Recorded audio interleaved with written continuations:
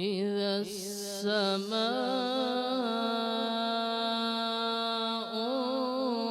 انفطرت وإذا الكواكب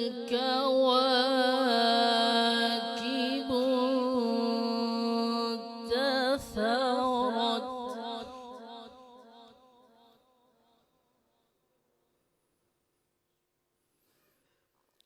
إذا السماء انفطرت وإذا الكواكب انتثرت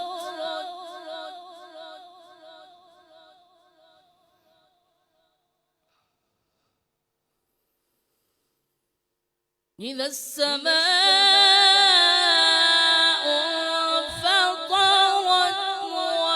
وإذا الكواكب انتثرت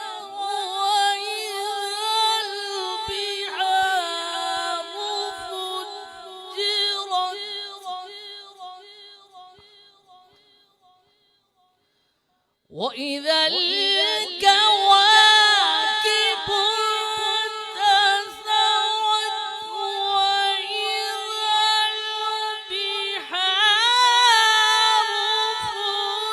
فجرت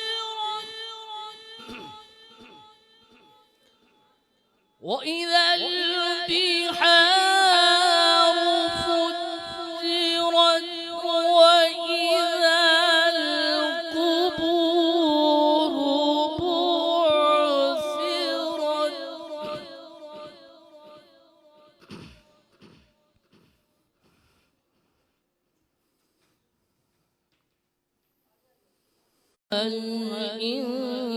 الإنسان ما غرك بربك الكريم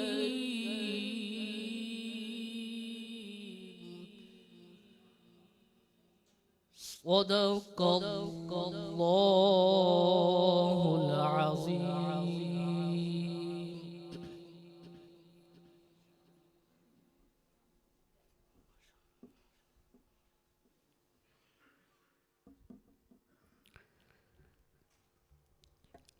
یہ تھے محترم المقام محترم قاری شفقات احمد سلطانی صاحب، جو بڑی ہی خوبصورت انداز میں آیات لا ریب کی تلاوت فرما رہے تھے۔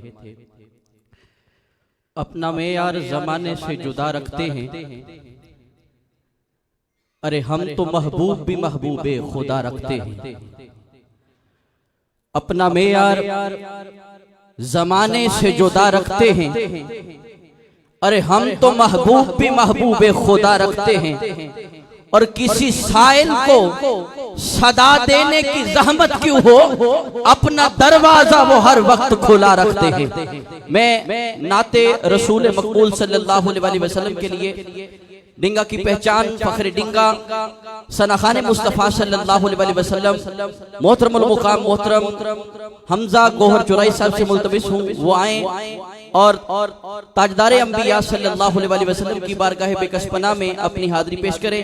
ان کی آمد سے قبل نعرے سے استقبال کریں، نعرہ تکبیر، نعرہ رسالت، نعرہ حیدری۔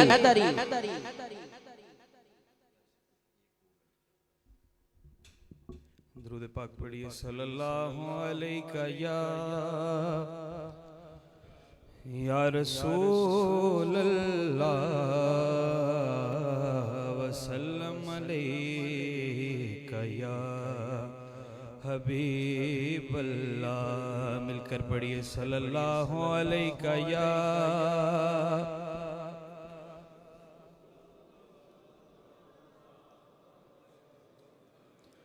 وسلم علیکہ یا حبیب اللہ۔ توسیت روپوں جنے جان دے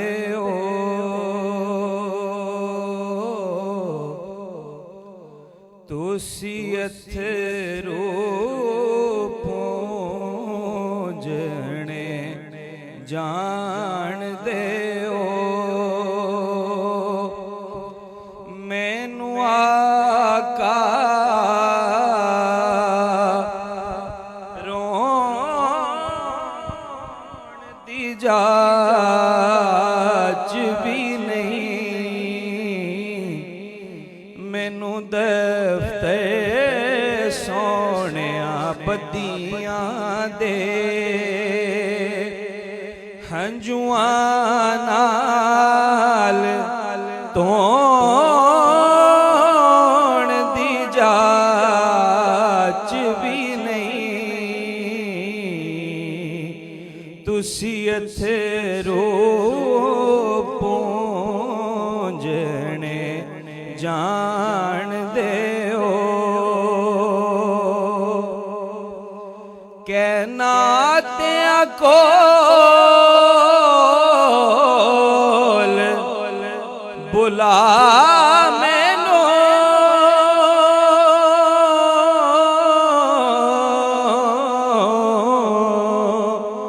कहना त्या ना तड़पा मैनू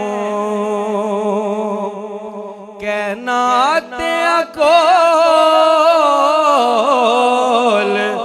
बुला मैनू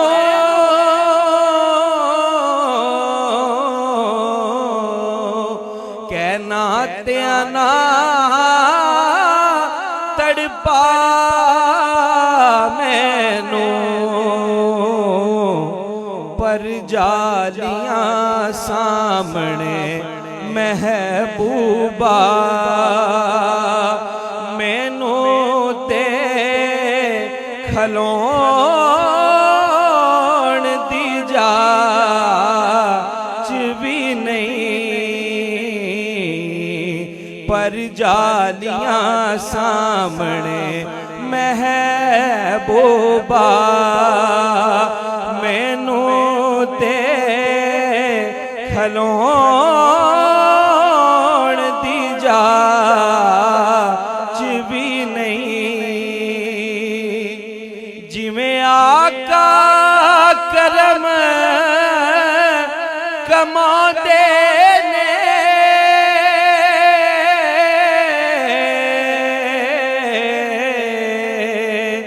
ऐबां पैदा पांदे ने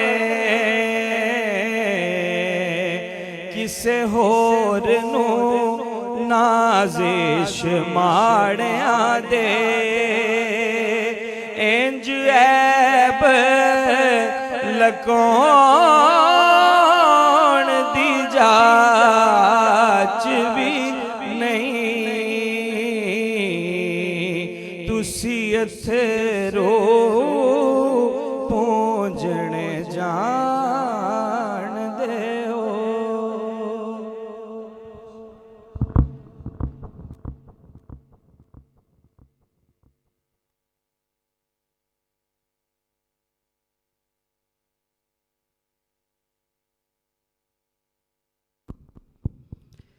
ये थे मोहतरमुल मुकाम मोहतरम हमजा गोहर चौराही साहिब जो बड़े ही आसन अंदाज में ताजदार अंबिया सल्लल्लाहु अलैहि वसल्लम की बारगाह बेकसबना में अपनी हाजिरी पेश कर रहे थे।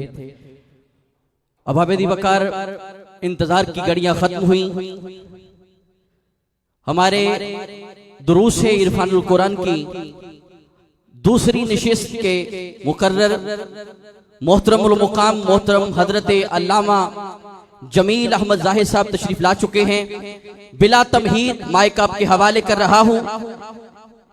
अब अबेदी बकार शायर ने ताजदार अंबिया सल्लल्लाहु अलैहि वसल्लम की बारगाह में अपनी अकीदत का नजराना पेश करते हुए यूं गोया होता है कि ए गुंबद खजरा के मकीन मेरी मदद कर या फिर ये बता कौन मेरा तेरे सिवा है और बख्शिश तेरे अबरू की तरफ देख रही है। मोहसिन तेरे दरबार में चुपचाप खड़ा है آپ کے نعروں کی گونج میں محترم المقام محترم جمیل احمد زاہد صاحب آج کے عنوان اسلام میں عورت کا مقام اور کردار، اس عنوان سے آپ آج ہم سے مخاطب ہوں گے۔ نعرہ تکبیر، نعرہ رسالت، نعرہ حیدری۔ شاگرد رشید حضور سیدی شیخ الاسلام پروفیسر ڈاکٹر محمد طاہر القادری مدہ ذلہ العالی حضرت علامہ جمیل احمد زاہد صاحب۔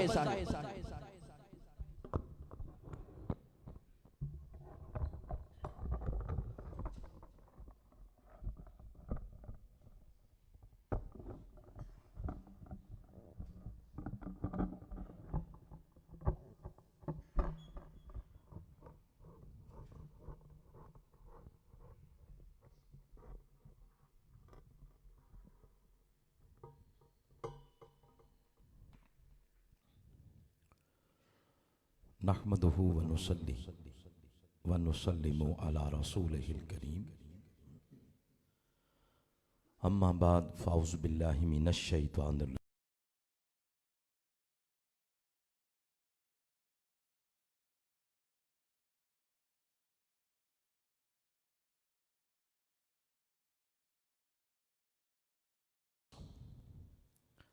اتقوا ربکم الذی خلقکم من نفس واحدہ صدق اللہ مولانا العظیم۔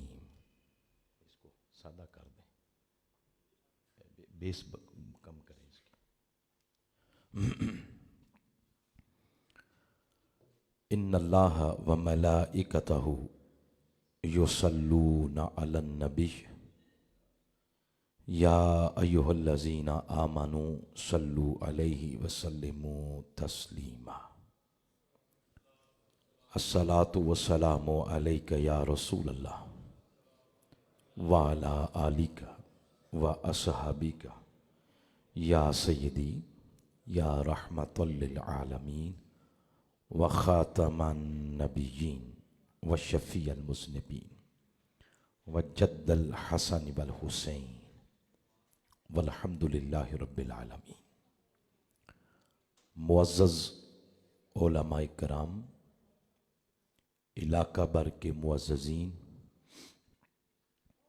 زندگی کے ہر شعبے سے تعلق رکھنے والے قابل عزت شرکائے مجلس،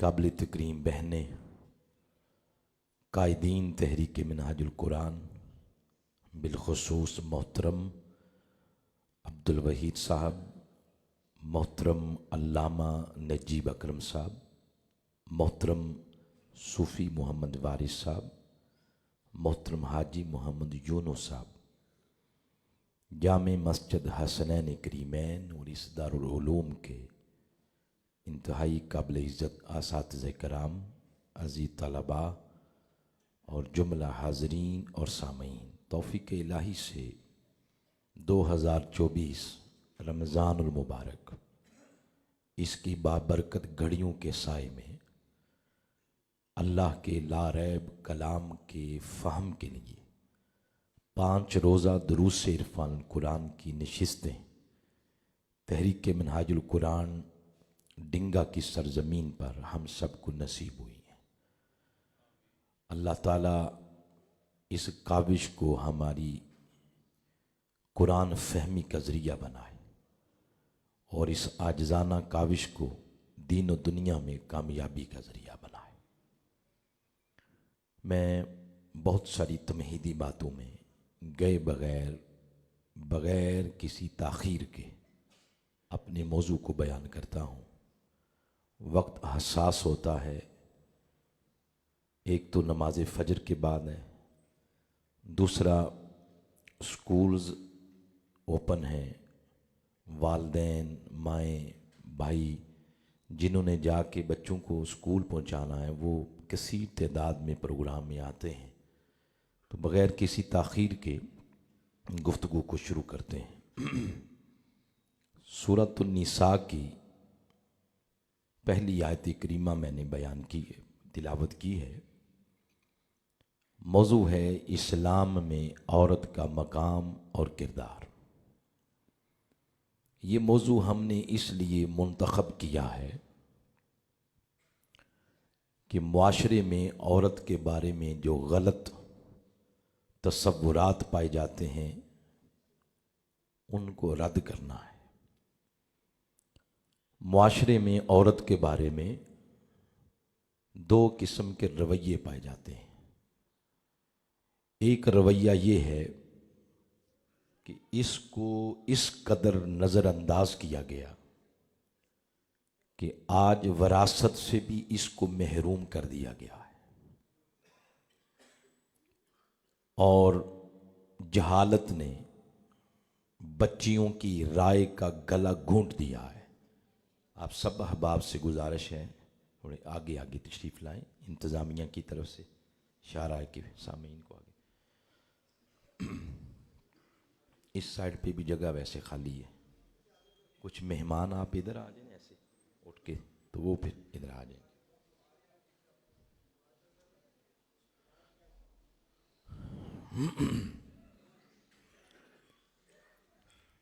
میں یہ گزارش کر رہا ہوں،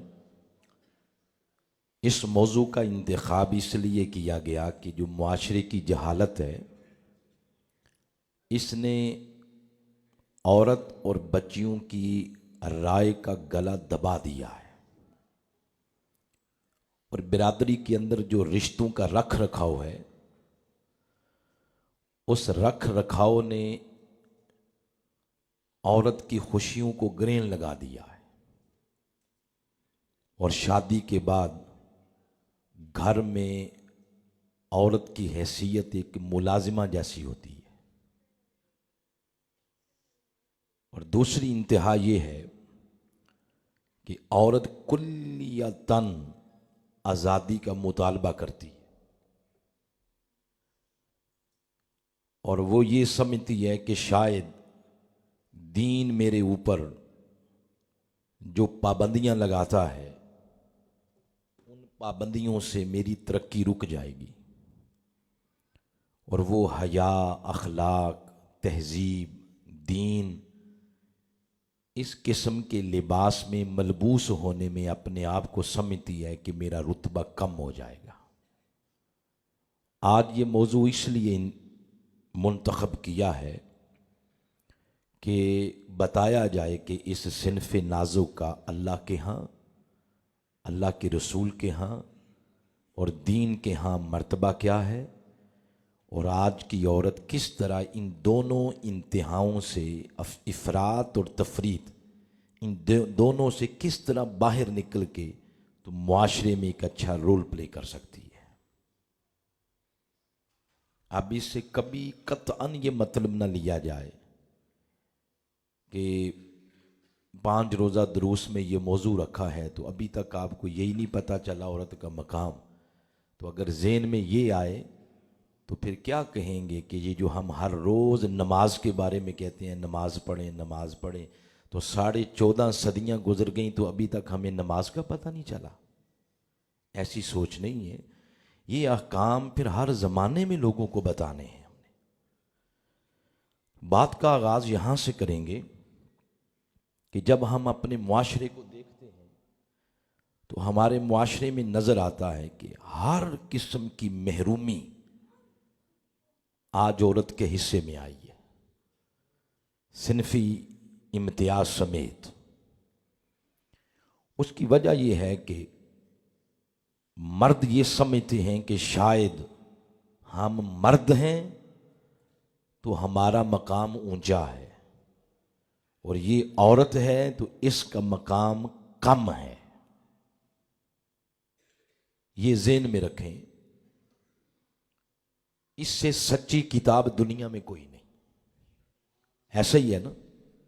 اس کی وجہ کیا ہے؟ وجہ یہ ہے کہ یہ رب کا کلام ہے، کسی دنیا دار کی لکھی ہوئی کتاب نہیں ہے۔ اس میں بیان ہوا ہے کہ بہت سارے معاملات میں اللہ تعالیٰ نے عورت کو مرد کے مساوی ذکر کیا ہے، بہت سارے معاملات میں۔ جو موقف قرآن کا مرد کے بارے میں ہے وہی موقف قرآن کا عورت کے بارے میں. مثلا یہ آیت کریمہ جو ہم نے پڑھی ہے سورۃ النساء کی آیت نمبر 1، یہاں سے اس کا آغاز ہوا. بسم اللہ الرحمن الرحیم. یا ایہا الناس، یہ لفظ بولیں ذرا.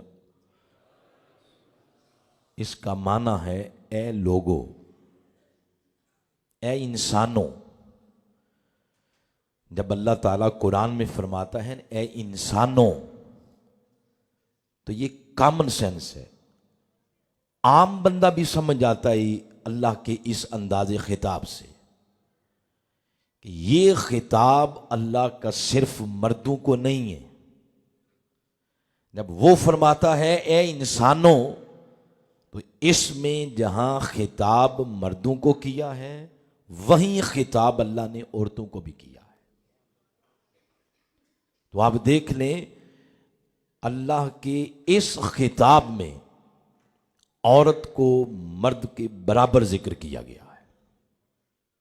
پھر آگے ارشاد فرمایا اتقوا ربکم الذی خلقکم من نفس واحدہ، تم ڈرو اپنے اس رب سے جس نے تم سب کو نفس واحدہ سے پیدا کیا، ایک جان سے پیدا کیا. اس ایک جان سے مرد بھی پیدا ہوئے اور اسی ایک نفس واحدہ جو ہے جس کا ذکر ہو رہا ہے اسی سے عورتیں بھی پیدا ہوئی ہیں. تو یہ جو فرمایا نفس واحدہ یہ اصل ہے، کل انسانوں کی اصل ہے. مرد کی بھی اصل یہ نفس واحدہ ہے اور عورت کی بھی اصل یہ نفس واحدہ ہے. تو نفس واحدہ کا لفظ بتا رہا ہے کہ اپنی اصل کے اعتبار سے بھی مرد کے برابر ہے عورت، اس کا رتبہ اس لحاظ سے بھی کم نہیں ہے. پھر اگر تھوڑا سا آگے بڑھیں، قرآن حکیم کے آخری پارے کی سورہ ہے سورۃ التین، اس کا آغاز یہاں سے ہوا والتین والزیتون وطور سینین وہذا البلد الامین. یہ 4 قسمیں کھائی ہیں اللہ نے، انجیر کی قسم، زیتون کی قسم، طور سینا کی قسم، امن والے شہر مکہ کی قسم. یہ 4 قسمیں کھا کر تو آیت نمبر 4 میں جواب قسم کے طور پر یوں ارشاد فرمایا لقد خلقنا الانسان فی احسن تقویم. اللہ فرما رہا ہے کہ ہم نے انسان کو آسنی تقویم بنایا ہے، یعنی مطلب یہ ہے کہ اشرف المخلوقات بنایا ہے. تو اشرف المخلوقات کا تاج جہاں مرد کے سر پہ رکھا وہیں یہ تاج اللہ نے عورت کے سر پہ بھی رکھا ہے. تو آسن تقویم ہونے میں، اشرف المخلوقات ہونے میں عورت کا ذکر اللہ نے مرد کے برابر کیا ہے. پھر تھوڑا سا اگر آگے بڑھیں، قرآن حکیم کا ایک اور مقام ہے جہاں ارشاد فرمایا وَلَقَدْ كَرَّمْنَا بَنِي آدم، بنی آدم کے سر پہ تکریم کا تاج رکھا ہے. تو جب وہ فرماتا ہے نا بنی آدم، تو بنی آدم میں جہاں ذکر مرد کا ہے وہیں ذکر عورت کا ہے. تو تکریم کا تاج بھی جہاں مرد کے سر پہ رکھا وہیں یہ تاج عورت کے سر پہ بھی رکھا جا رہا ہے. تو اب دیکھتے جائیں بے شمار معاملات میں اللہ نے عورت کا ذکر مرد کے برابر کیا ہے. قرآن پاک کی اگر سٹڈی کریں تو جہاں احکامات کا ذکر ہے جن کو ہم کہتے ہیں ارکان خمسہ، کلمہ ہے، نماز، روزہ، حج اور زکوٰۃ ہے. تو ان میں سے اگر پہلا لیں کلمہ طیبہ کے بعد نماز، تو حکمیہ انداز میں قرآن حکیم میں نماز کی بات کی ہے 80 بار. ویسے تو نماز کی بات اس سے بھی زیادہ ہے مگر حکمیہ انداز میں 80 بار فرمایا اقیم الصلاۃ.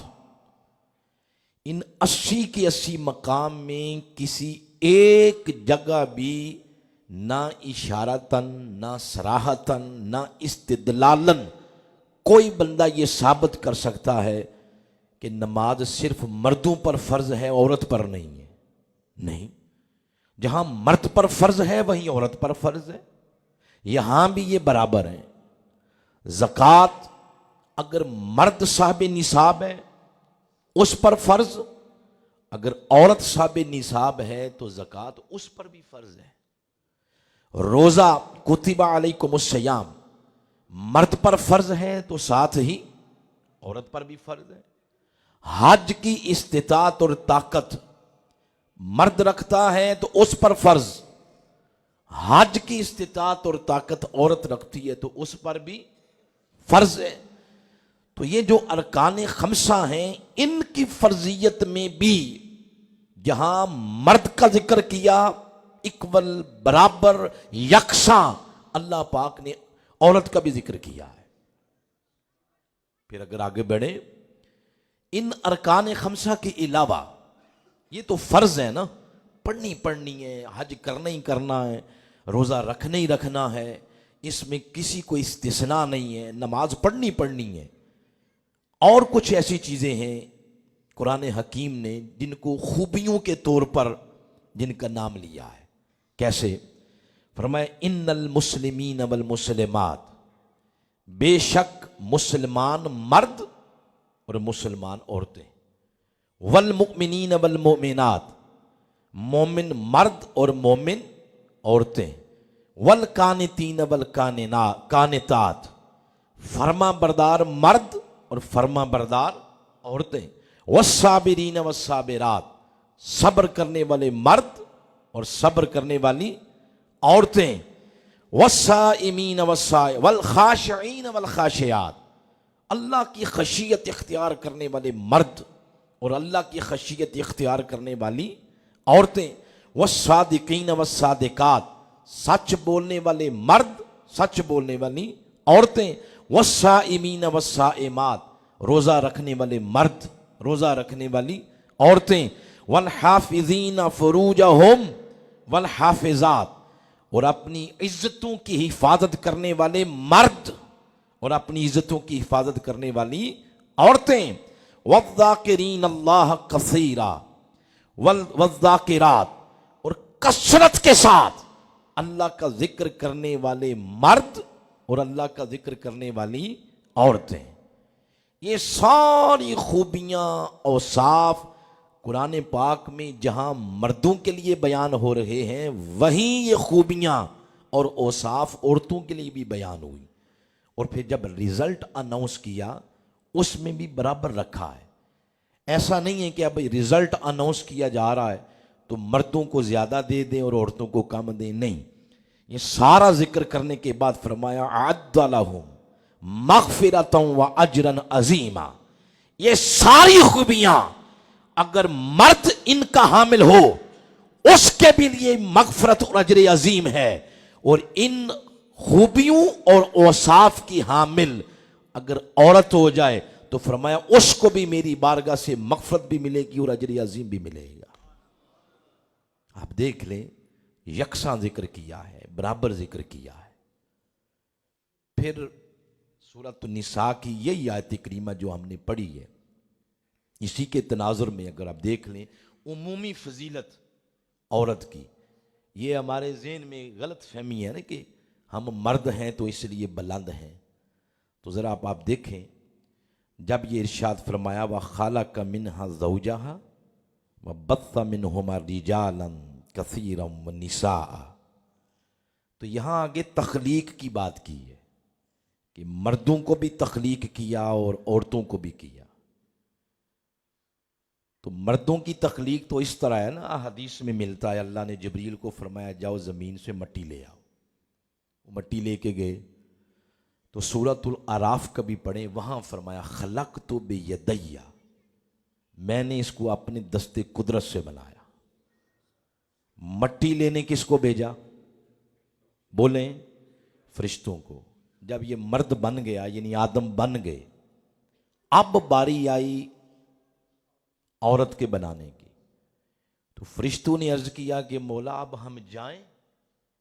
زمین سے مٹی لے آئیں؟ فرمایا نہیں. اس خمیر اور مٹی کو ہاتھ لگانے کی فرشتوں کو بھی اجازت نہیں جس سے اس صنف نازک کو بنایا جا رہا. وہ کیسے بنے گی؟ فرمایا وہ میرے امر کن سے بنے گی.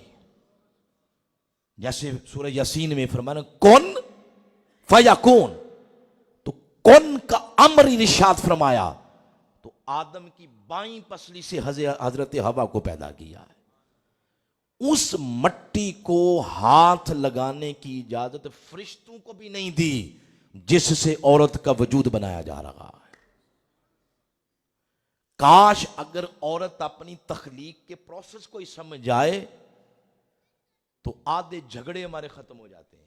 یہ اتنی پاکیزہ ہے. غیر محرم یہ تو بات ہی بڑی دور کی ہے نا. وہ فرشتے جن کے اندر یہ جذبات ہی نہیں ہیں جو ایک انسان کے اندر، جو کٹ انسان کے اندر فٹ کی ہوئی ہے نا، وہ کٹ ان میں ہے ہی نہیں. ان کو اجازت نہیں تھی اس مٹی کو ہاتھ لگانے کی. پھر قرآن پاک کو جب آپ پڑھیں تو اگر اس کی عمومی فضیلت کی اب بات ہو رہی ہے تو اس کے نام سے پوری ایک سورہ ہے جس کا نام ہے سورۃ النساء، عورتوں والی سورہ. جس طرح یہ فرمایا نا عورتوں والی سورہ، اس طرح مطلق یہ نہیں فرمایا مردوں والی سورہ. ویسے مردوں کے نام پر ہے، جیسے سورہ لقمان ہو گئی، سورہ ابراہیم ہو گئی، سورہ محمد ہو گئی، تو مردوں کے نام پر ہے، مگر اوورال اس جنس کے نام پہ نہیں ہے کہ سورۃ الرجال، مگر سورۃ النساء ضرور ہے. پھر ایک سورہ ہے جس کا نام رکھا ہے اسپیسیفک عورت کے نام سے، سورۃ المریم. وہ حضرت عیسیٰ علیہ السلام کی امی جان ہے. ان کا ذکر ہے پھر پہلی تقریباً 35-40 آیات کے اندر. پورا ذکر ہی ان کا ہے. اور کبھی پہلے رکوع کو پڑھیں تو پہلے رکوع میں دیکھنے کے تو ذکر ملتا ہے کہ یہ حضرت زکریا کا ہے، حضرت یحییٰ کا ہے، مگر جب پورا رکوع پڑھ لیں گے پھر آپ کو پتا چلے گا کہ اصل ذکر اس میں حضرت مریم کا ہی ہے.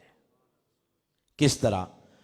یہاں سے شروع ہوا کہ زکریا علیہ السلام نے اللہ کی بارگاہ میں چپکے سے ادب سے عرض کیا کہ باری تعالیٰ میں بوڑھا ہو چکا ہوں، سر میں بڑھاپا آ گیا ہے، میرے اعضاء بھی بوڑھے ہو چکے ہیں، بیوی بھی بانجھ ہے، تو اولاد کی دعا کی. یہ دعا کب کی؟ ویسے تو ساری زندگی کرتے ہوں گے، پتہ نہیں کس کس جگہ انہوں نے جا کے یہ دعا کی ہوگی. جیسے آپ کے ہاں کسی کی شادی ہو جائے 2 سال بیٹی بچہ نہ ہو تو پھر آپ کو جگہ چھوڑتے ہیں. بولیں نماز کے بعد بھی میلاد میں گئے تو وہاں بھی علامہ صاحب کو کہہ دیا جی اولاد نہیں ہے ذرا دعا کیجیے. کسی دربار پہ گئے، عمرہ کرنے گئے، بغداد شریف چلے گئے، مدینہ پاک چلے گئے، جہاں بھی گئے تو آپ نے یہی دعائیں کی نا. تو زکریا علیہ السلام تو بوڑھے ہو گئے تو اولاد نہیں تھی، کس جگہ انہوں نے دعا نہیں کی ہوگی. مگر ایک روز جب حضرت مریم کا دروازہ کھولا نا کمرے کا، وہاں دیکھا کہ جہاں وہ بیٹھ کے عبادت کرتی تھیں تو وہاں پھل پڑے ہوئے تھے. تو بڑی وہ انگشت بندندہ رہ گئے اور کہتے ہیں حضرت مریم سے کہ مریم یہ جو پھل آپ کے پاس پڑے ہوئے ہیں یہ باہر مارکیٹ میں کوئی نہیں، آپ کے پاس پڑے ہوئے ہیں، ہر موسم کا پھل. جیسے آپ پنجابی میں نہیں کہتے کہ گل ویلے دی تو پھل موسم دا، پھل تو موسم کا ہوتا ہے، تو وہاں تو بے موسم میں پھل پڑے ہوئے تھے. تو جب پوچھا کہ یہ کہاں سے آئے ہیں تو انہوں نے یہ جواب دیا تھا کہ یہ میرے رب کا فضل ہے. جب یہ سنان کہ میرے رب کا فضل ہے تو حضرت زکریا کے دل میں ایک امید جاگ پڑی اور زبان حال سے کہتے ہیں کہ مالک مریم کی اس بات سے میں سمجھ گیا ہوں کہ اگر تو فضل کرنے پہ آئے تو تیرا فضل موسم نہیں دیکھتا. تو کیا ہوا میری زندگی کا، میرے جسم پر بڑھاپا آ گیا، کیا ہوا میرا موسم زندگی کا بیت چکا ہے. اگر بے موسم پھل مریم کو دے سکتا ہے تو اس عمر میں مجھے بیٹا نہیں دے سکتا؟ اس جگہ کھڑے ہو کے دعا کی جہاں ایک عورت اللہ کی بارگاہ میں سجدہ ریزیاں کرتی تھی. اللہ نے اس دعا کو نہ صرف شرف قبولیت سے نوازا بلکہ مزید 4 چاند لگا کے اس کو یوں قبول کیا. فرمایا اے زکریا تمہیں بیٹے کی خوشخبری بھی سناتے ہیں اور نام بھی ہم ہی تجویز کرتے ہیں. اسمہ یحییٰ، اس کا نام یحییٰ رکھنا. یہ کہاں دعا کی؟ جہاں ایک اللہ کی بندی اللہ کی بارگاہ میں سجدہ کرتی تھی. یہ عورت کا مقام بیان کیا جا رہا ہے، مرتبہ بیان کیا جا رہا. پھر آپ اس پہلو سے یعنی عورت کا جو مقام بیان کیا جا رہا ہے، کبھی آپ علیہ الصلوۃ والسلام کا غار حرا سے واپس آنا جب وحی کا نزول ہوا تھا، اقرا بسم ربک الذی خلق، یہ آیات جب نازل ہوئیں تو رستے میں کتنے لوگ حضور کو ملے ہوں گے، مگر کسی کے ساتھ یہ بات شیئر نہیں کی. یہ بات کہ آج وحی کا دروازہ کھل گیا ہے، اس بات کی مشاورت یا یہ بات شیئر جس سے کی وہ کوئی مرد نہیں تھا، وہ خاتون تھی، حضرت خدیجہ الکبریٰ رضی اللہ تعالی عنہا. پھر آپ پڑھیں اگر سورہ النور، اس کی 18 آیات ایک عورت کی پاک دامنی کا اعلان کر رہی ہیں جن کا نام ام المومنین حضرت عائشہ صدیقہ رضی اللہ عنہ. سورہ مجادلہ کو پڑھیں، اس کی پہلی 4 آیات وہ بھی ایک عورت کے بارے میں اتری ہیں جن کا نام ہے حضرت خولہ، یہ صحابیہ ہیں. پھر یہی جو سورہ ہم پڑھ رہے ہیں سورہ نساء، اسی میں سے اگر اس کا مقام مرتبہ دیکھنا ہو تو آیت نمبر 11، یہاں سے وراثت کیسے تقسیم کرنی ہے یہ چیپٹر شروع ہوا ہے. ویسے وراثت کی بات یقین پہلی آیات میں کوئی یتیم کے حقوق بیان ہوئے، آیت نمبر 7 سے پھر وراثت کی مطلق بات کی کہ عورت بھی اس میں حصے دار ہے، مرد بھی ہے، یہ سارا. مگر جب تقسیم کی بات کی تو آیت نمبر 11 سے کی. تو جب وراثت کی تقسیم کی بات آئی ہے تو اللہ تعالیٰ نے اکائی مرد کو نہیں بنایا، اکائی عورت کو بنایا ہے. اکائی سمجھتے ہیں؟ جب ہم پڑھتے تھے اسکول میں، آج تو انگلش میڈیم ہے نا، درمیان میں پھر اردو آ گیا اور پہلے پنجابی میڈیم بھی ہوتا تھا، تو رقم ریاضی کی آپ کیسے لکھتے تھے؟ اکائی، دہائی، سینکڑا، ہزار، اسی طرح تھی. یہ آج کل بچے لکھتے ہیں وہ یونٹ اور ٹینس اور 100 اور 1000، تو پہلے تو اسی طرح لکھتے تھے اکائی، دہائی، سینکڑا. تو اکائی سے رقم شروع ہوتی ہے. تو جب وراثت کی تقسیم کی بات آئی تو یوں نہیں فرمایا کہ جتنا مرد کو دیا ہے آدھا کر کے تو عورت کو دے دو.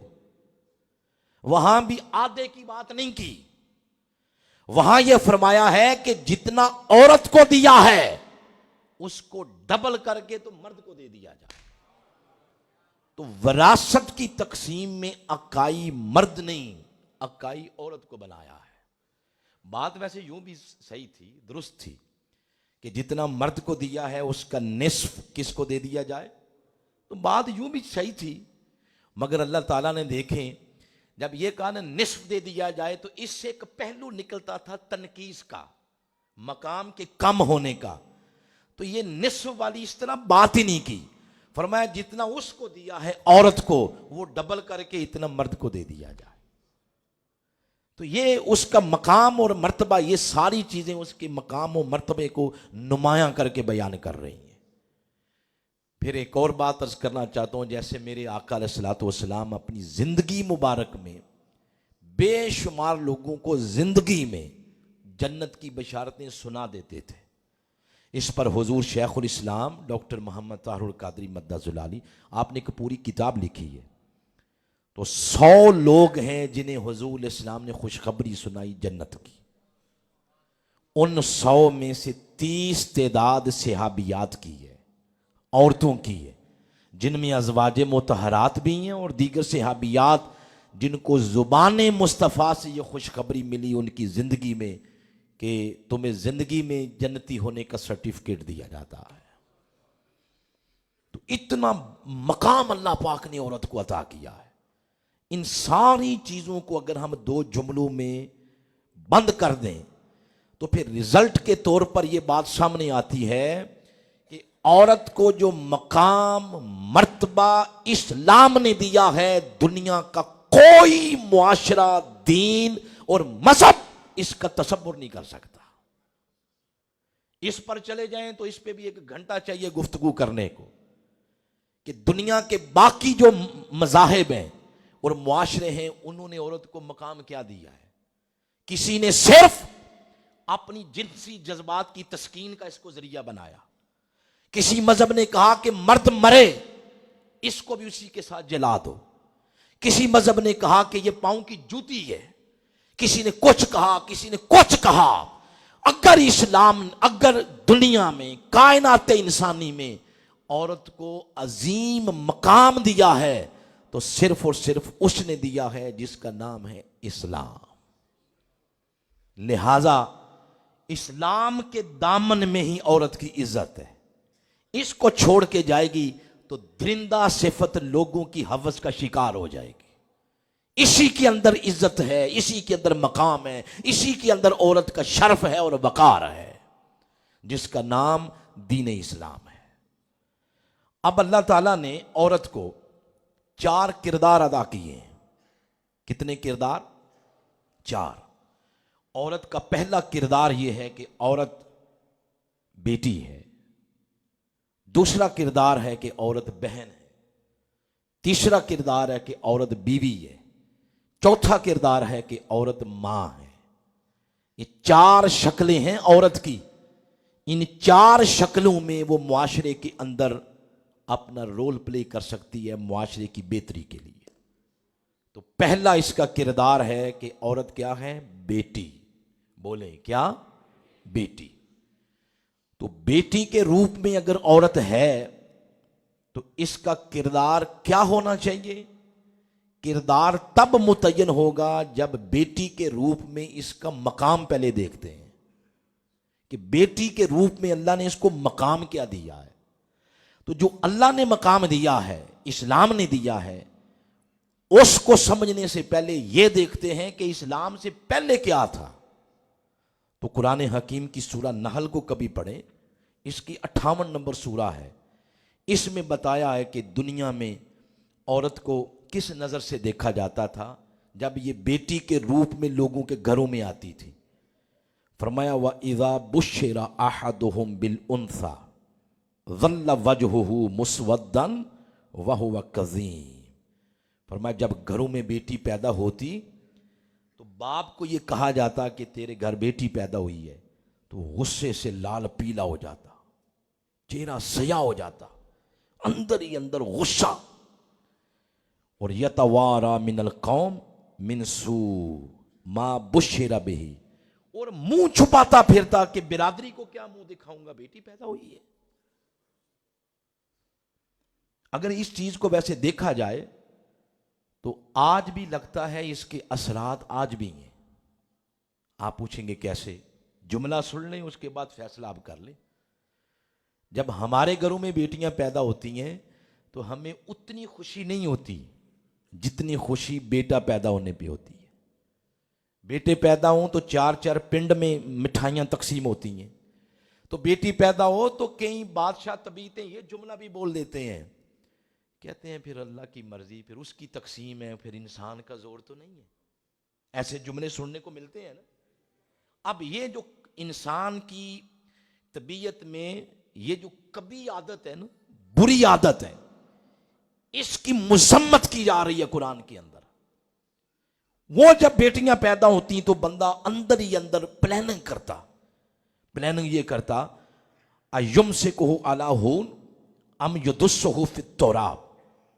وہ یہ سوچتا کہ اب 2 ہی شکلیں ہیں میری زندہ رہنے کی، یا تو یہ جو ذلت ملی ہے بیٹی کی شکل میں، اس ذلت کے ساتھ پھر میں ساری زندگی گزاروں، یا اس کو زندہ درگور کر دوں، خود ہی اپنے ہاتھوں سے مار دوں.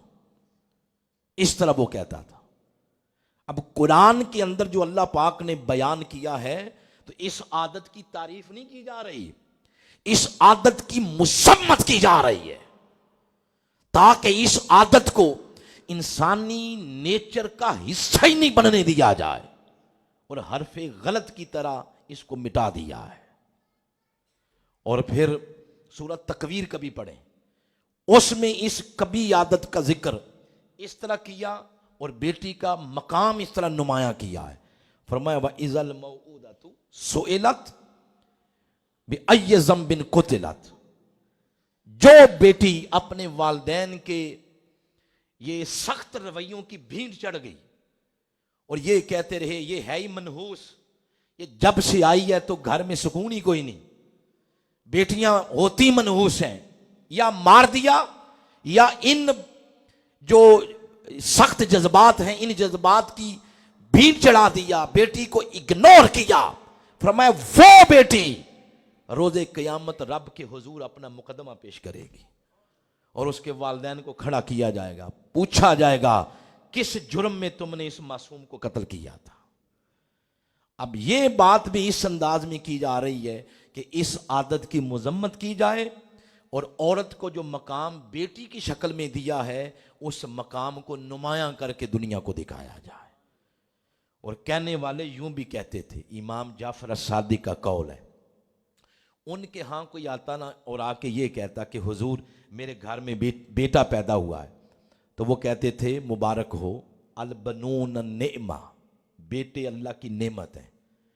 اور اگر کوئی آ کے کہتا کہ حضور میرے گھر میں بیٹی پیدا ہوئی ہے تو وہ کہتے تھے مبارک ہو، والبنات الرحمہ، آج تیرے گھر میں اللہ کی رحمت کا دروازہ کھل گیا ہے۔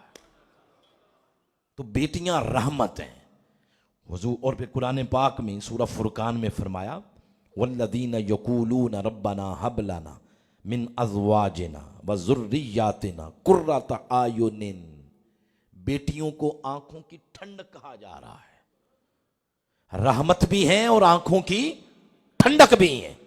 حضور علیہ السلام نے فرمایا اگر کسی کی دو بیٹیاں ہوں، دوسری حدیث کے لفظ ہیں ثلاث بنات، تین بیٹیاں ہوں، فَيُحْسِنُ إِلَيْهِنَّ، اس والد نے بیٹیوں کو پیار دیا، محبت دی، تعلیم، تربیت، اچھی جگہ شادی کی، تو پھر حضور نے فرمایا اِلَّا دَخَلَ الْجَنَّةَ، وہ بندہ اگر داخل ہوگا تو رب کی جنت میں داخل ہوگا۔ پھر ایک اور بات بڑی پیاری آپ کو بتانے لگا ہوں، آپ نے فرمایا سَوُّوا بَيْنَ أَوْلَادِكُمْ فِي الْعَطِيَّةِ، فرمایا جب بچوں کو تحفے دیتے ہو تو برابری رکھا کرو، تحائف دینے میں کیا رکھا کرو؟ برابری۔ تو آپ نے فرمایا فَلَوْ كُنْتُ مُفَضِّلًا أَحَدًا، اگر میں، یعنی حضور اپنی بات کر رہے ہیں، اگر میں بیٹی اور بیٹا ان دونوں میں سے کسی کو ترجیح دیتا تو فرمایا لَفَضَّلْتُ النِّسَاءَ، تو پھر میں بیٹی کو بیٹے پر ترجیح دیتا۔ یہ حضور فرما رہے ہیں۔ پھر اس پر حضور کا اپنا اسوہ دیکھیں، اپنا اسوہ یہ تھا کہ جب آپ کی بیٹی سیدہ کائنات فاطمہ الزہرا علیہ السلام جب آپ آتی تو حضور علیہ السلام اپنی بیٹی کے لیے کھڑے ہو جاتے تھے، پھر ان کا ہاتھ پکڑتے، ہاتھ پہ بوسہ دیتے، پیشانی پہ بوسہ دیتے، اور وہ نبی، وہ ہستی جن کے قدم چومنے کو فرش بھی ترسے، عرش بھی ترسے، وہ ہستی جب بیٹی آتی تو ان کو اٹھ کے استقبال کرتے، مرحبا کہتے اور اپنی مسند پہ سیدہ کائنات کو بٹھا دیتے۔ سبحان اللہ، یہ سلوک تھا حضور علیہ الصلوۃ والسلام کا بیٹی کے ساتھ۔ تو جب بیٹی کو اللہ پاک آنکھوں کی ٹھنڈک آ رہا ہے اور رحمت کہا جا رہا ہے تو پھر اس کے کردار سے پتہ چلے کہ یہ واقعی اپنے والدین کی آنکھوں کی ٹھنڈک ہے۔ اگر مقام اتنا اونچا ہے بیٹی کا تو کردار بھی اتنا اونچا ہونا چاہیے، وہ پھر اپنے والدین کی آنکھوں کی ٹھنڈک بن کے دکھائے۔ آج بیٹیاں جب پڑھ لکھ جائیں، دو چار لفظ بولنے آ جائیں، لکھنے آ جائیں، وہ پھر والدین کو خاطر میں نہیں لاتی۔ میری بوڑھی ماں اس کو کیا پتا ہے، میرا بوڑھا باپ اس کو کیا پتا ہے، ہم نے دنیا پھری ہے، یونیورسٹیوں کی خاک چھانی ہے، تو وہ پھر والدین کو خاطر میں نہیں لاتی۔ یاد رکھیں آج کی بیٹیوں کے لیے ارشاد فرمایا الجنت تحت اقدام الامہات، بیٹی کی جنت ماں کے قدموں کے نیچے ہے۔ اور عبداللہ ابن عمر فرماتے ہیں حضور نے فرمایا رضا ربی فی رضا الوالد، رب کی رضا بھی والد کی رضا میں ہے۔ تو کوئی بیٹی اس وقت تک جنت کی خوشبو نہیں پا سکے گی جب تک اس نے اپنے آپ کو اور اپنے جذبات کو اپنی ماں کے قدموں کے آگے نہ جھکایا۔ رب کی رضا نہیں ملتی اس وقت تک جب والد راضی نہ ہو۔ اور پھر بیٹی کا والدین کے ساتھ کیا حسن سلوک ہونا چاہیے، اس پر بھی آپ کو سیدہ کائنات کی بات سناتا ہوں۔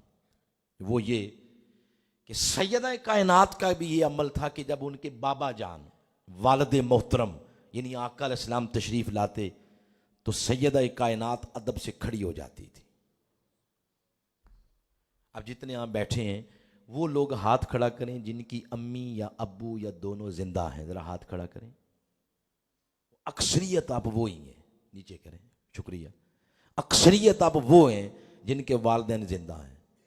تو کتنے لوگ ایسے ہیں کہ جب کمرے میں امی آئے یا ابو آئے ادب سے کھڑے ہوتے ہیں؟ یہ نتیجہ نکل نہیں گیا؟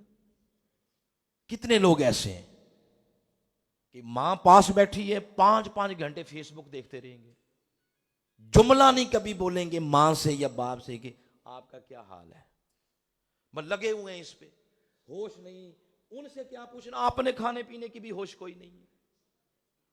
تو حضور علیہ الصلوۃ والسلام آپ کا جو دیا ہوا دین اور اسلام ہے اس کے اندر تو یہ بتایا جا رہا ہے کہ حضور جب آتے تو سیدہ کائنات ادب سے کھڑی ہو جاتی تھی، پھر آپ کے دستے مبارک پہ بوسہ دیتی۔ آج گھر جائیں تو آج یہ پریکٹیکلی اپنی زندگی میں اس چیز کو نافذ کریں۔ تو چلے اب بار بار تو نہیں ہو سکتا کہ اب کوئی 10 بار پیر در پہ آپ کی امی یا ابو آئے ہیں، لیکن اتنا ادب تو ضرور رکھیں جس چارپائی پہ بیٹھے ہیں کہ میں سرہانے والی سائڈ پہ بیٹھا ہوں ماں کے، یا میں وہ کیا کہتے ہیں وہ پوندی والی سائڈ پہ بیٹھا ہوں، کم از کم اتنا دھیان تو رکھیں۔ بیٹھے ہیں ان کی طرف پاؤں لمبے کر کے نہ بیٹھیں ماں باپ کی طرف، وہ بیٹھے ہیں تو ان کے سامنے اونچا نہ بولیں، کھانا کھا رہے ہیں ان سے پہلے شروع نہ کریں۔ کم از کم یہ آداب تو ہم ماں باپ کی مناسبت سے اپنی زندگی میں شامل کر سکتے ہیں۔ تو یہ سیدہ کائنات کا عمل تھا۔ پھر وہ وقت وصال آقا علیہ السلام کا جب سیدہ کائنات کے کان میں آپ نے کوئی بات کی تو رو پڑی، پھر بات کری تو ہنس پڑی۔ تو کسی نے پوچھا یہ کیا تھا؟ تو انہوں نے فرمایا پہلے میرے بابا جان نے مجھے فرمایا کہ میں آپ سے جدا ہونے والا ہوں، تو جدائی کی خبر سن کے رو پڑی ہوں۔ پھر آپ نے فرمایا فاطمہ تو وہ پہلی ہوگی جو برزخ میں میرے ساتھ ملاقات کرے گی، تو پھر میں مسکرا پڑی۔ یہ عمل سیدہ کائنات کا آج کی بیٹیوں کے لیے اسوہ ہے کہ آج کی بیٹی روئے تو ماں باپ کی جدائی پہ روئے، اور آج کی بیٹی خوش ہو تو ماں باپ کی ملاقات پہ خوش ہو۔ اور پھر اس کے بعد یہ سسرال جاتی ہیں، جب شادی ہو جاتی ہے، جب سسرال جاتی ہیں وہاں بھی کردار ایسا ہونا چاہیے کہ بیٹی کے کردار کی وجہ سے ماں باپ کا سر فخر سے بلند ہو جائے، اور جو اس کے ساس اور سسر ہیں وہ نہ صرف تعریف کریں بلکہ ہاتھ اٹھا کے ان کو دعائیں دیں جنہوں نے اس بیٹی کی تربیت کی ہے۔ تو وہاں بھی جا کے ماں باپ کا اس کے کردار کی وجہ سے سر فخر سے بلند ہونا چاہیے۔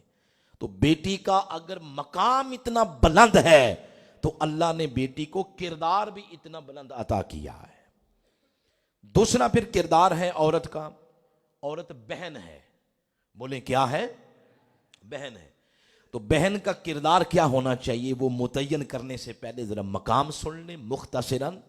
مقام یہ ہے کہ آقا علیہ السلام نے فرمایا کہ لا یکون لأحد ثلاث بنات او ثلاث اخوات، فرمایا اگر کسی کی 3 بہنیں ہیں، اور سننے ابی داؤد کے لفظ ہے فرمایا او اختان، یا کسی کی 2 بہنیں ہیں اور باپ فوت ہو گیا، ماں باپ فوت ہو گئے، اب بھائی رہ گئے اور بہنیں رہ گئیں، اور اس بھائی نے یا بھائیوں نے اپنی بہنوں کی یا بہن کی اچھی تربیت کی، فَيُحْسِنُ عَلَيْهِنَّ کے الفاظ ہیں، یعنی ان کے ساتھ جو معاملہ تھا حسن پر مبنی تھا، فرمایا پھر کیا ہوگا؟ فرمایا ان کی اچھی تربیت، اچھی تعلیم، اچھی جگہ شادیاں کی، اِلَّا دَخَلَ الْجَنَّةَ، تو وہ بھائی بھی اپنی بہنوں کی وجہ سے جنت میں داخل ہو جائیں گے. یہ ارشاد فرمایا ہے. اس پر اگر حضور کا اپنا اسوہ دیکھیں، آپ علیہ السلام کا اپنا عمل دیکھیں، تو اپنا عمل یہ ہے کہ آپ کی ایک بہن تھی، رضائی بہن، حضرت شیمہ. شیمہ کے نام سے مشہور ہے، لفظ شیمہ ہے. حذافہ بنت حارث ان کا اصل نام ہے. تو وہ ایک جنگ میں قیدی ہو کے آ گئی. تو جب حضور کو پتا چلا کہ ان قیدیوں میں میری بہن ہے، تو آپ علیہ السلام نے نہ صرف آزاد کیا، بلکہ جو گھر میں ریوڑ تھا بکریوں کا، کثیر بکریاں دیں، تحفے، تحائف، کپڑے، اپنے کندھے مبارک سے کملی اتار دی. اور جب بہن کو گھر سے رخصت کر رہے تھے تو بڑے بڑے سرداران عرب ان کی آنکھیں کھل گئیں کہ محمد کے دین میں گھر سے بھائی بہن کو رخصت کیسے کرتا ہے. یہ ہے حضور علیہ السلام کا اسوہ. اب اس پر پھر بہن اگر مقام اتنا اونچا ہے تو پھر کردار بھی اتنا ہی اونچا ہونا چاہیے. پھر وہ اپنے بھائیوں کی بہن بن کے دکھائے. اور یہ یاد رکھیں، یہ میں جو بات کرنے لگا ہوں، بات غلط ہے تو بتا دینا غلط ہے. یہ جو بھائی کے دل میں بہن کے بارے میں غیرت ہوتی ہے، کیا غیرت، یہ صرف اسلام کا دیا ہوا تحفہ ہے. باقی کسی مذہب کے اندر نہیں آپ کو ملے گا کہ بھائی کے دل میں بہن کے بارے میں غیرت. یہ صرف محمد مصطفیٰ کی تعلیمات ہے. تو بات جو عرض کر رہا ہوں وہ یہ، اب کردار کیا ہونا چاہیے، اس پر صرف ایک مثال ہی بتاتا ہوں، اسی سے ساری چیز نکھر کے سامنے آ جائے گی کہ کردار کیا ہونا. اگر بہن کا کردار اتنا اونچا ہو جائے تو ہم نے یہ بھی پڑھا ہے کہ ایسی ایسی بہنیں بھی ہوئی ہیں جنہوں نے اپنے بھائیوں کا مقدر بدل کے رکھ دیا تھا. حضرت سیدنا فاروق اعظم وہ جب ننگی تلوار لے کے جا رہے تھے غصے میں، تو کسی نے رستے میں پوچھا کدھر جا رہے ہیں؟ تو انہوں نے کہا آج میں بس خاتمہ کر دینا ہے اسلام کا اور صحابہ اسلام کا، نعوذ باللہ. تو جس کو وہ بات کہہ رہے تھے تو اس نے کہا ادھر بعد میں جانا، پہلے بہن کی تو خبر لو، انہوں نے بھی کلمہ پڑھ لیا، انہیں کا تمہارے بہنوئی نے بھی کلمہ پڑھ لیا. اب وہ ادھر سے رستہ بدل لیا تو گھر گئے، تو گھر ان کی بہن قرآن تلاوت کر رہی تھی. بھائی کو دیکھا تو یہ چھپا دیا، مارنا شروع کر دیا، بہن کو لہو لہان کر دیا، بہنوئی کو بھی مارا. مگر ایک جملہ بولا پھر بہن نے، تو فاروق اعظم کا اندر بار بدل گیا. کہا اے عمر، اس جسم سے جان نکل سکتی ہے، محمد عربی کا پیار نہیں نکل سکتا. کر لو جو کرنا. یہ بات سنی تو کہنے لگے وہ مجھے بھی سناؤ جو تم پڑھ رہی تھی. تو سورہ مریم کی تلاوت کی، ایک ایک لفظ سنتے گئے، اندر سے اندھیرا دور ہوتا گیا، روشنی ہوتی گئی. اور بالآخر کہتے ہیں کہ مجھے لے چلو ان کی بارگاہ میں. جب وہاں گئے حضور کا کلمہ پڑھ لیا. تو اگر بہن کا کردار پاکیزہ ہو جائے تو ایسی ایسی بہنیں بھی ہیں جو بھائیوں کی تقدیر بدل کے رکھ دیتی ہیں. اگر مقام اتنا اونچا ہے تو کردار بھی اتنا اونچا ہے. اب یہ 2 چیزیں ہو گئی. تیسرا کردار ہے عورت کا، وہ عورت ایک بیوی ہے. بولے کیا ہے؟ عورت بیوی ہے.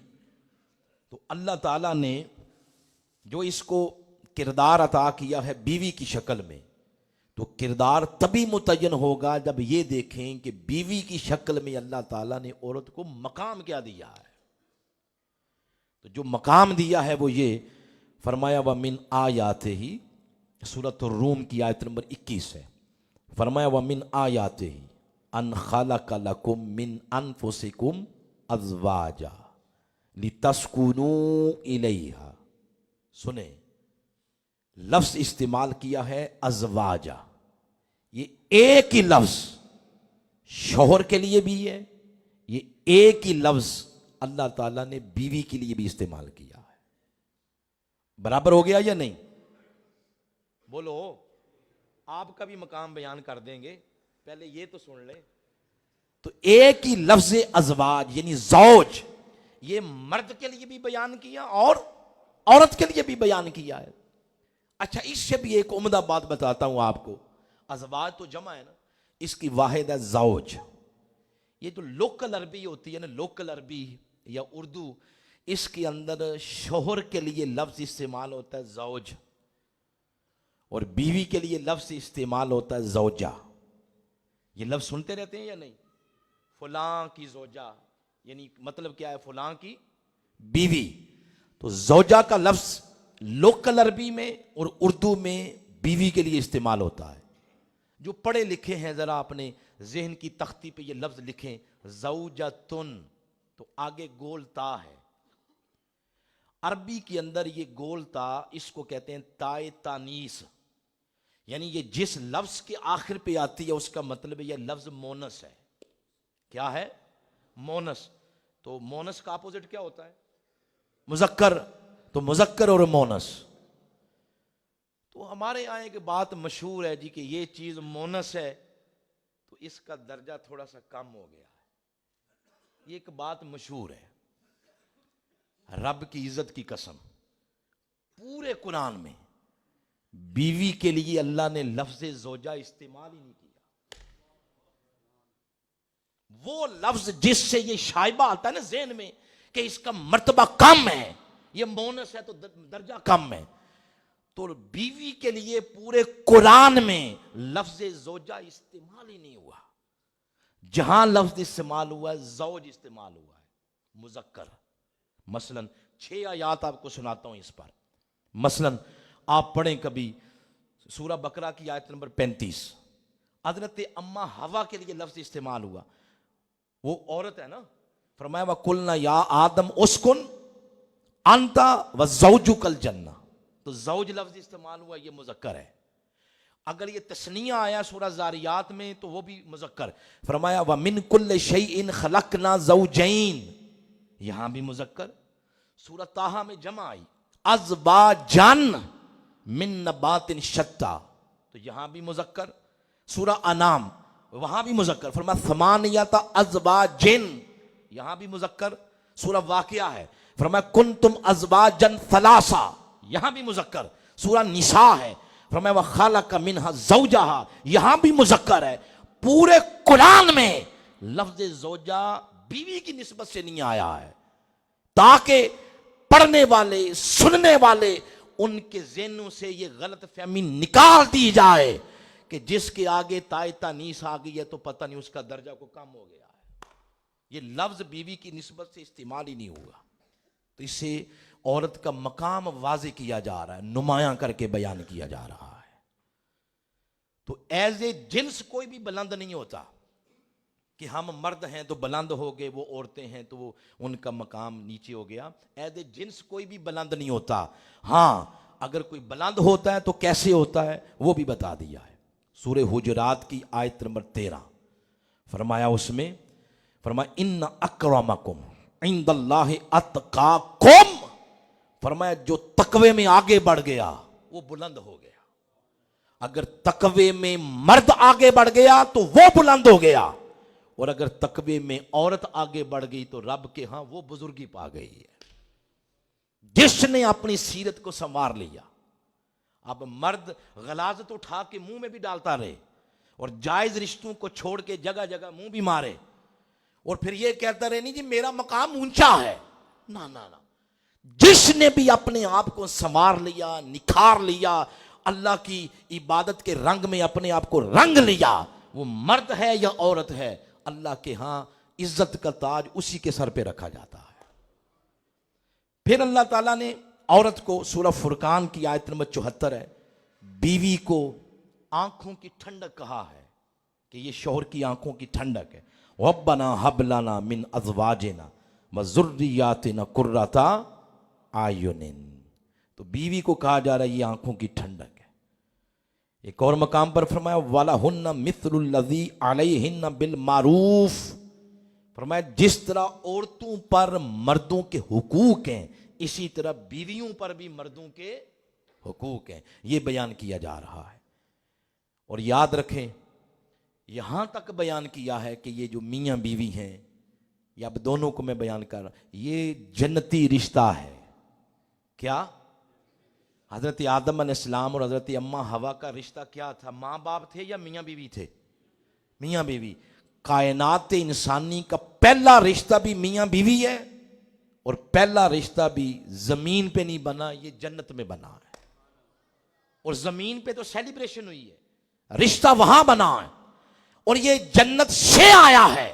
اور سورہ زخرف کی آیت نمبر 70 میں فرمایا ادخلوا الجنہ انتم وازواجکم، قیامت والے دن کہا جائے گا مردوں سے کہ جنت میں تم داخل ہو جاؤ اور اپنی بیویوں کو بھی ساتھ لے جاؤ۔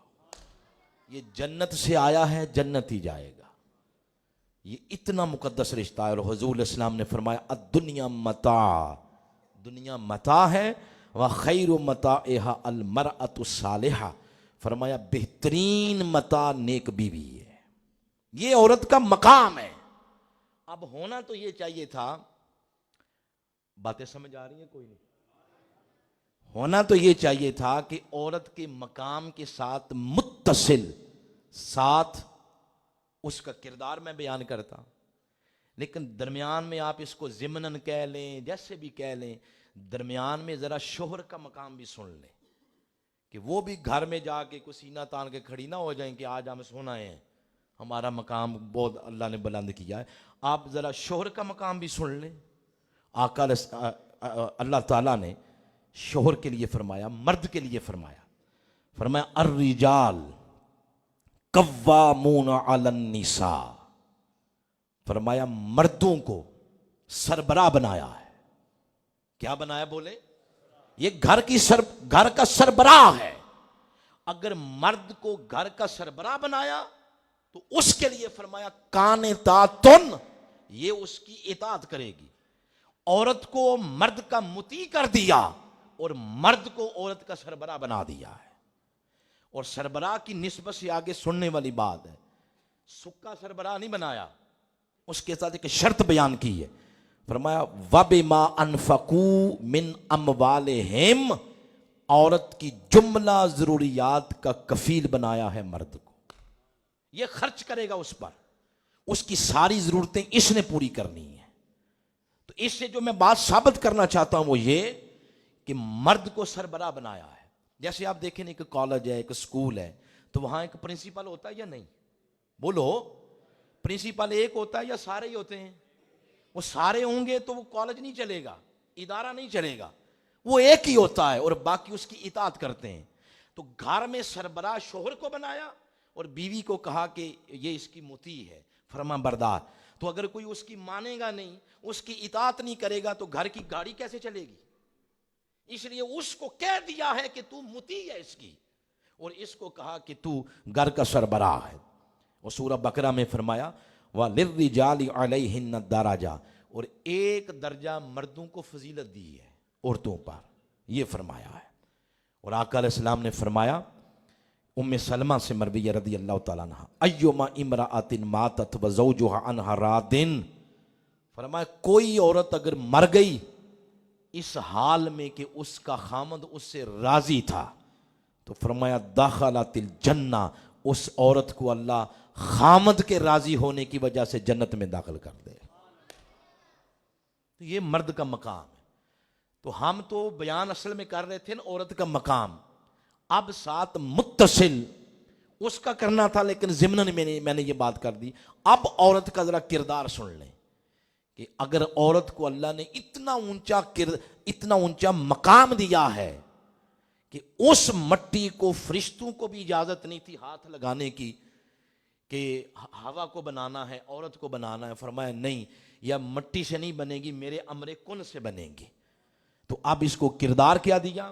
فرمایا پہلا کردار بیوی کا یہ ہے، عورت کو جو بیوی کا روپ دیا ہے نا، تو فرمایا اس کا پہلا کردار یہ ہے فالصالحات، وہ نیک ہونی چاہیے، نیک ہو۔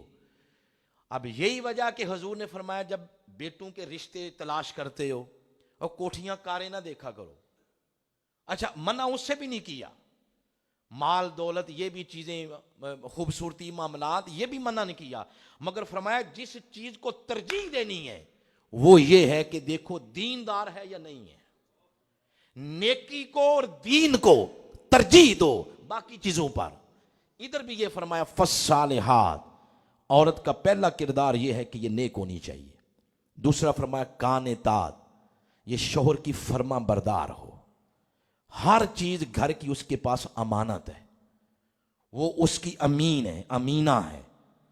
اور اس کے بعد ارشاد فرمایا حافظات للغیب، فرمایا مرد کی عدم موجودگی میں اس کے نسب کی حفاظت کرے، یعنی مطلب یہ ہے اپنی عصمت کی، اپنی پاک دامنی کی، عزت کی حفاظت کرے، اور مت کبھی گھر میں ایسے شخص کو آنے دے جس کے گھر میں آنے سے مرد ناراض ہوتا ہے۔ یہ عورت کا کردار بیان کیا جا رہا ہے جو بیوی کی روپ میں اللہ پاک نے اس کو عطا کیا ہے۔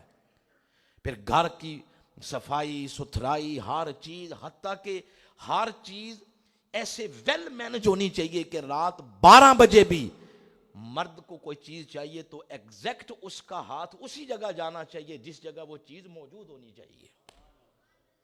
ایسے نہیں کہ سرانہ کہیں اور کمبل کہیں اور پورا گھر ہی سارا جو ہے وہ غلاظت کا ڈھیر بنا ہوا، نہ، مینج کرے گھر کو، اپنی پرسنالٹی کو مینج کرے۔ اور یہاں تک فرمایا جب مرد گھر میں داخل ہو تو وہ گھر کے ماحول کو دیکھ کر اور بیوی کو دیکھ کر اس کے پورے دن کی تھکاوٹ دور ہو جائے۔ یہ چیزیں ہم متعت انداز میں بیان کروں گا کیونکہ میں جو جس جگہ بیٹھا ہوں یہ تقاضا کر رہا ہے کہ متعت انداز میں بیان کیجیے۔ یہ فرمایا کہ جب مرد گھر آئے تو گھر کے ماحول کو دیکھ کر اور بیوی کو دیکھ کر اس کے پورے دن کی تھکاوٹ دور ہو جائے۔ اور پھر ہمارے ہاں ایسی ماؤں بہنوں کی بھی کمی نہیں ہے خواتین کی کہ مرد بیچارہ ساری زندگی ان کی خواہشات پوری کرتا رہتا ہے، اور اگر کوئی ایک چیز مجبوری کی بنا پہ رہ گئی تو اس نے پھر آگے سے یہ کہنا شروع کر دیا جی جب سے میں یہاں آئی ہوں مجھے تو کوئی چیز ملی کوئی نہیں ہے۔ یہ ناشکری ہے۔ آقا علیہ السلام نے فرمایا ہے ناشکری کی وجہ سے میں نے دیکھا، شب معراج کی بات ہے کہ ناشکری کی وجہ سے دیکھا کہ کثرت کے ساتھ جہنم میں داخل ہونے کی تعداد خواتین کی ہے۔ ہر وقت شکر ادا کریں اللہ تعالیٰ کا۔ اور پھر بھائیوں کے لیے بھی گزارش ہے، جو شوہران محترم ہیں ان کے لیے بھی گزارش ہے کہ وہ بھی اگر بنے سوریں تو بیوی کے لیے وہ بھی جب گھر میں داخل ہوں کو 2 میٹھے بول بولیں، ان کو دیکھ کر عورت کے بھی پورے دن کی تھکاوٹ دور ہو جائے۔ وہ بھی گھر میں کو فارغ نہیں بیٹھتی۔ اگر آپ تجزیہ کر لیں تو گھر میں سب سے پہلے نیند سے بیدار ہونے والی عورت ہے۔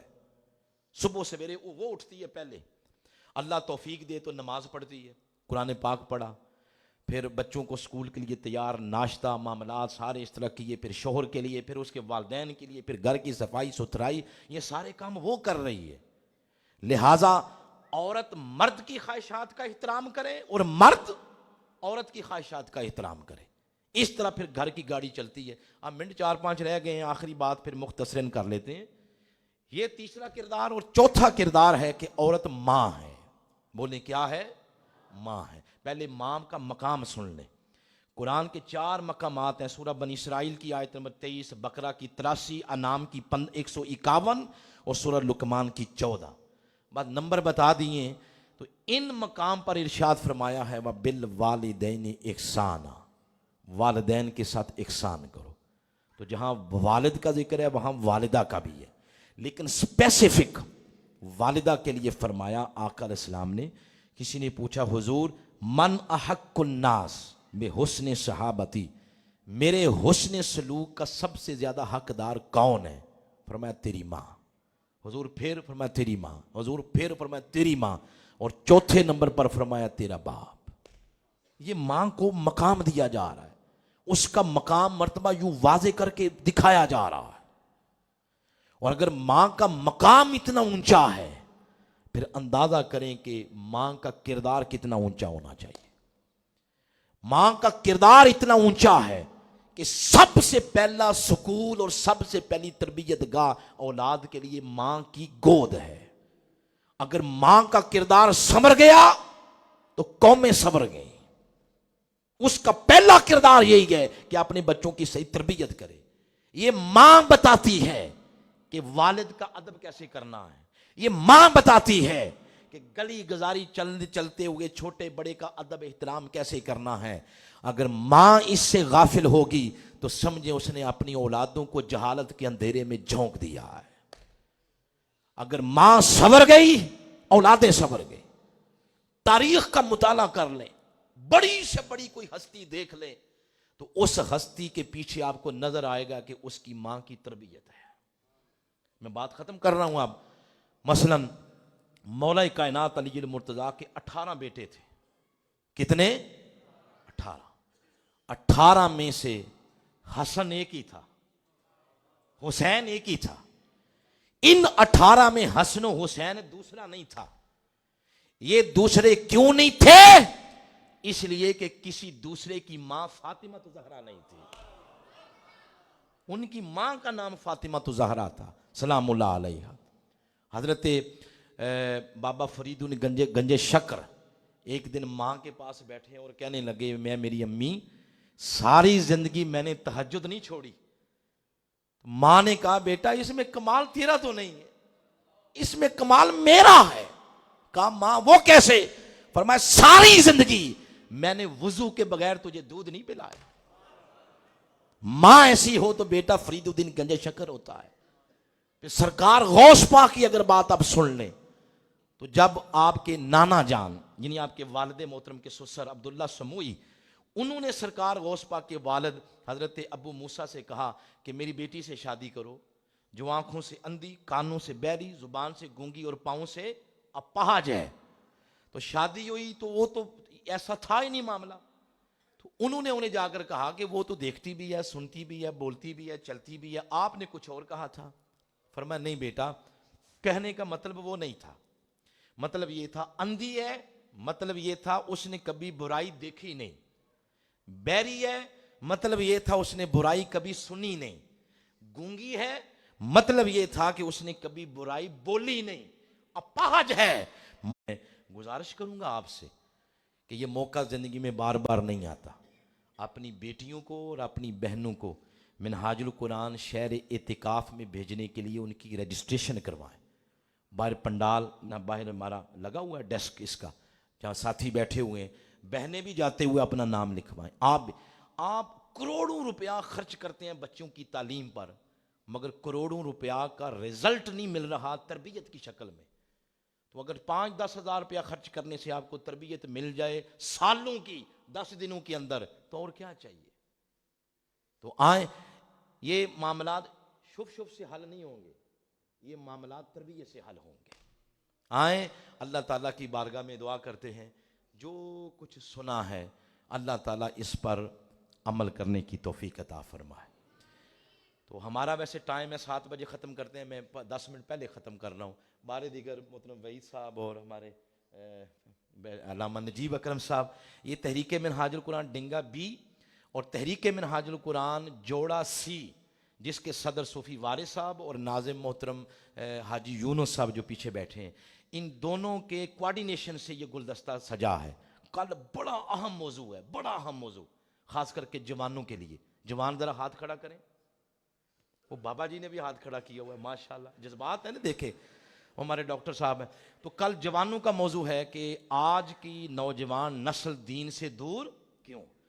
कल आप बुजुर्ग आए या ना आए, लेकिन अपने बच्चों को जरूर भेजना है।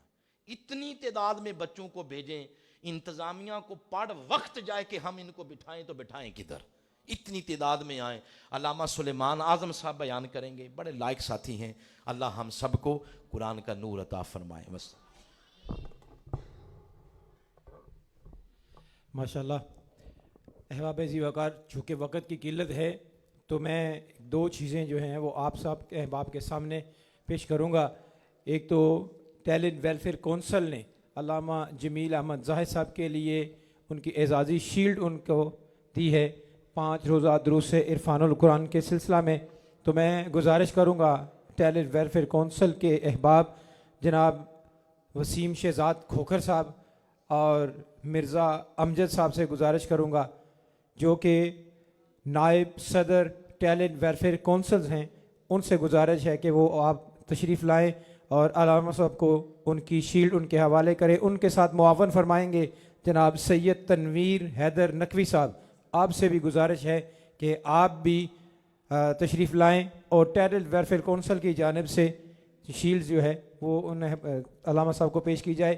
اس کے ساتھ ساتھ احباب ذی وقار، چونکہ تحریک منہاج القرآن کی ایک رفاقت ہے، سنگت ہے، جس کی سند جو ہے وہ حضور سیدی شیخ الاسلام کے دستخط کے ساتھ، آپ کے سگنیچرز کے ساتھ جو ہے وہ ان کو احباب کو پیش کی جاتی ہے، تو میں گزارش کروں گا جناب محمد امین صاحب سے، محمد امین صاحب سن آف محمد اسماعیل فرام ٹوپا عثمان، ان سے گزارش ہے کہ وہ بھی اسٹیج پہ تشریف لائیں اور علامہ جمیل احمد زاہد صاحب کے ہاتھ سے اپنی سند وصول کریں۔ ان کے ساتھ جناب محمد اجمل صاحب مٹواں والا سے، ان سے بھی گزارش ہے کہ وہ بھی تشریف لائیں اور علامہ صاحب کے ہاتھ سے اپنی سند تا حیات رفاقت جو ہے وہ وصول کریں۔ اس کے بعد جناب رفاقت صاحب، حافظ محمد رفاقت صاحب، ان سے بھی گزارش ہے کہ وہ بھی اسٹیج پہ تشریف لائیں اور ان کی معاونت کے لیے، علامہ صاحب کی معاونت کے لیے میں گزارش کروں گا علامہ طاہر افضل واحدی صاحب سے کہ وہ بھی تشریف لائیں اور علامہ صاحب کی معاونت کرتے ہوئے سند تا حیات رفاقت محمد رفاقت صاحب کو پیش کریں۔ احباب ذی وقار، آپ تمامی احباب کا بہت شکر گزار ہوں کہ آپ نے اتنی کثیر تعداد میں الحمدللہ یہاں پر حاضر ہو کر ہماری حوصلہ افزائی کی۔ ہمارے لیے آپ باعث فخر ہیں۔ میں خصوصی طور پر ممنون و مشکور ہوں عزت مآب جناب حاجی محمد ریاض بٹ صاحب، صدر مرکزی انجمن تاجران، ان کا تہ دل سے شکر گزار ہوں کہ آپ نے اپنی مصروفیات میں سے وقت نکالا اور آج ہمارے اس درس قرآن کی زینت بنے۔ ان کے ساتھ جناب عزت مآب محمد عارف قادری صاحب، ان کا بھی شکر گزار ہیں جو کہ بانی اور سرپرست ہیں تحریک منہاج القرآن ڈنگا کے، سابق صدر بھی رہ چکے ہیں۔ الحمدللہ دیگر احباب جو بھی آپ تشریف لائے، تمامی احباب کا تہ دل سے شکر گزار ہیں کہ آپ نے یہاں حاضر ہو کر ہماری عزت بنائی، آپ ہمارے لیے مہمان بنے۔ تو میں دعا کے لیے گزارش کروں گا جناب علامہ جمیل احمد زاہد صاحب سے کہ وہ آج کی دعا فرمائیں۔ جیسا کہ علامہ صاحب نے بھی یہ اعلان فرمایا ہے کہ کل جو پروگرام ہوگا، جو کل کا درس قرآن ہوگا، دیں گے بھی وہ آپ کے ہی عمر کے نوجوان ساتھی، تقریباً 26-28 سال کی بڑی خوبصورت شخصیت، بہت اچھا خطاب فرماتے ہیں اور ان کا عنوان بھی جو ہے وہ نوجوان نسل کے لیے ہے۔ جس طرح سے آج آپ نے اپنے خواتین کو لا کر ان کا ٹاپک جو ہے وہ سنوایا ہے، اسی طرح سے آپ احباب اپنے نوجوانوں کو لے کر آئیں تاکہ وہ بھی اپنا دیکھیں کہ ہم دین سے دور کیوں ہو رہے ہیں، کیا راز ہے، کیا وجہ ہے۔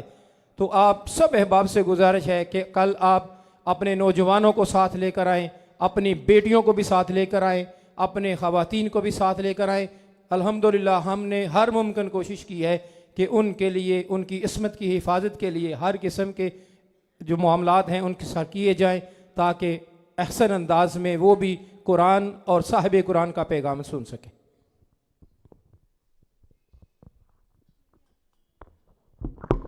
بسم اللہ الرحمن الرحیم، اللہم صلی صحبہ وبارک وسلم۔ یا رب العالمین، آج کی نشست کو اپنی بارگاہ میں شرف قبولی عطا فرما، ہماری خطاؤں پر درگزر فرما، جو زندگی کے ایام باقی رہ گئے ہیں ان کو اپنی یاد میں اور آپ علیہ السلام کی کامل اتباع میں بسر کرنے کی توفیق عطا فرما۔ تحریک منہاج القرآن ڈنگا بی اور تحریک منہاج القرآن جوڑا سی کے زیر اہتمام جو قرآن کی بہار جیسا ماحول بنا ہوا ہے، میرے مولا اس عاجزانہ کاوش کو اپنی بارگاہ میں قبول فرما جنہوں نے محنت کی, جنہوں نے وقت دیا, سرمایہ صرف کیا, ان کی عزتوں میں, ان کے رزق میں برکت عطا فرما. اور جامع مسجد حسنین کریمین اور اس دارالعلوم کو دن دگنی رات چگنی اللہ ترقی عطا فرما. باری تعالیٰ حضور شیخ الاسلام جن نے ہمیں اس رستے پہ لگایا ہے, آپ کو عمر خضر عطا فرما. آپ کی فیملی کی خیر, اس مشن مصطفی کی خیر, جتنی مائیں بہنیں آئی ہیں سب کی خیر فرما. جو دعائیں لے کر لوگ دلوں میں اس مجلس میں آئے ہیں, سب دعاؤں کو اپنی بارگاہ میں قبول فرما. مالک بیماروں کو شفا عطا فرما, جو دنیا سے چلے گی ان کی بخشش فرما. اگر کوئی پریشان ہے اپنے بچے بچیوں کے رشتوں کے معاملات میں, تو مولا ان کی پریشانیاں دور فرما. جن کی اولاد نہیں ان کو صالح نرینہ اولاد عطا فرما. جو بے روزگار ہیں ان کو اچھا روزگار عطا فرما. جن بچے اور بچیوں نے میٹرک کے پیپر دے دیے ہیں یا تیاری کر رہے ہیں, ان کو نمایاں کامیابیاں عطا فرما. صلی اللہ تعالی علی خیر خلق نور عرش سیدنا مولانا محمد.